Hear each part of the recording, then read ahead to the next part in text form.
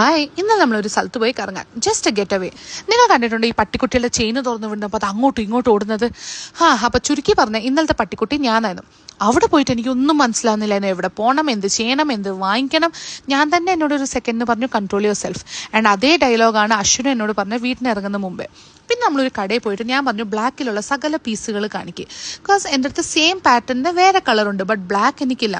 And ബ്ലാക്കിലാണല്ലോ നമ്മൾ മെലിഞ്ഞ് കാണുന്നത്. അപ്പോൾ അവൻ എനിക്ക് black short kurti, sari, suit set, shawl എല്ലാം കാണിച്ചു. ആൻഡ് എല്ലാം ഓരോരോ പീസ് വെച്ച് ഞാൻ വാങ്ങിച്ചു.